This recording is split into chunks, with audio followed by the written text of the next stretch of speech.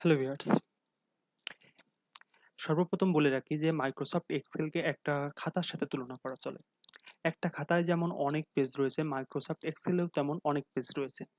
আপনারা লক্ষ্য করলে দেখতে পাবেন যে এখানে শীট 1, শীট 2, শীট 6, শীট 7 এরকম অনেক রয়েছে। এখন এ ব্যতীতও যদি আমাদের লাগে তাহলে এই যে চিহ্নটা দেখতে পাচ্ছেন এরপরে ক্লিক করলে আরো নতুন শীট আপনারা পাবেন। এই সকল শীটে আপনারা নানান ধরনের নতুন নতুন ইনফরমেশন আলাদা আলাদাভাবে সেভ রাখতে পারবেন, আবার এক পেজের সাথে অন্য পেজের লিঙ্ক আপ হিসাবেও রাখতে পারবেন। এখন অ্যাক্টিভ সেল বলতে কি দেখেন, এই যে সেলের উপরে আমি রাখলাম, হবার করলাম, হবার করার পরে দেখেন চারিপাশ থেকে সবুজ ধরনের একটা বর্ডার দেখা যাচ্ছে। যে বর্ডারটার পরে যে সেলের পরে যে বর্ডার করা হয়েছে এটাকেই বলা হচ্ছে অ্যাক্টিভ সেল।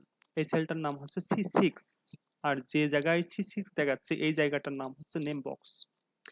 এখন সবথেকে মজার ব্যাপার হচ্ছে যে মাইক্রোসফট এক্সেলে প্রত্যেকটা সেলের একটা ইউনিক নেম রয়েছে। এখন দেখা যাক এই ইউনিক সেলের নাম কিভাবে C6 হলো। এক্ষেত্রে দেখা যাচ্ছে যে এটা সি নম্বর কলামের 6 নম্বর রোতে অবস্থিত। কলাম সি এবং রো 6 এর নাম অনুসারে এর নাম রাখা হয়েছে C6।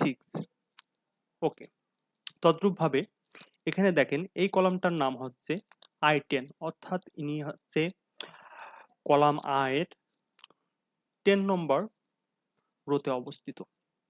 ওকে, এই কলামে যদি আমি কোনো কিছু লিখতে চাই, জাস্ট ACTIVE অ্যাক্টিভ লিখলাম। এখন এটাকে আমি ডিলিট করতে চাচ্ছি। ডিলিট করতে পারলে সরাসরি আপনি হচ্ছে কিবোর্ডে ডিলিটে ক্লিক করলেই এটা ডিলিট হয়ে যাবে। এখন আপনি চাচ্ছেন যে এটাকে এডিট করতে, তো আমি সিম্পলি কন্ট্রোল জেড দিয়ে এটা ব্যাক আসলাম। আপনি সরাসরি এটাকে ফর্মুলা বার, এই যে এখানে ফর্মুলা বারে যে ব্যাক স্পেস দিয়ে এডিট করতে পারেন, অথবা আপনি কন্ট্রোল জেড দিয়ে সরাসরি ব্যাক এসে এই যে অ্যাক্টিভ সেলের পরে ডবল ক্লিক করে আপনি এটাকে এডিট করতে পারেন। ওকে, দেন আপনার আসছে ভার্টিক্যাল স্ক্রল বার এবং হরিজন্টাল স্ক্রল বার।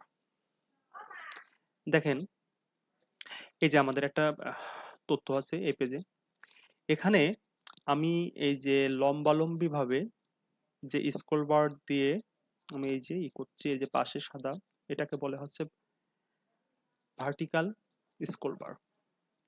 আর এই যে আপনার পাশে নিচে যেটা দিয়ে আমি এই যে এপাশ ওপাশ করছি এটাকে বলে হচ্ছে হরিজন্টাল স্ক্রল বার। ওকে, দেন শিট রিনেম। কোনো একটা শিটের নাম, এখানে শিট 1 রয়েছে, আমি এটাকে রিনেম করতে চাচ্ছি। তো সরাসরি এটার পরে মাউস রেখে রাইট বাটন ক্লিক করে রিনেম দিয়ে আপনি এটাকে শিট 1 এর জায়গায় আমি এটাকে মনে করুন প্র্যাকটিস PRACTIC নামকরণ করলাম, দিয়ে এন্টার দিলে এটা রিনেম হয়ে গেল। ওকে, এরপরে আসছে রো এবং কলাম। রো হচ্ছে যেরকম 1, 2, 3। এখন আপনাদের মনে প্রশ্ন আসতে পারে যে একটা এক্সেল শিটে কতগুলো রো সংখ্যা আছে। তো রো সংখ্যা প্রায় একটা এক্সেল শিটে আপনার 1,48,576টা রো থাকে, এবং কলামস থাকে। Columns that means A, B, C এরকম থাকে হচ্ছে 16,384টা। এবার মনে করেন যে এই যে অ্যাক্টিভের যে আমি সেলটা নিছিলাম, এই জায়গায় ACTIV, এখানে 5টা ওয়ার্ড আছে। একটা সেলে কতগুলো ওয়ার্ড থাকতে পারে? একটা সেলে আপনার 32,767টা পর্যন্ত ওয়ার্ড থাকতে পারে।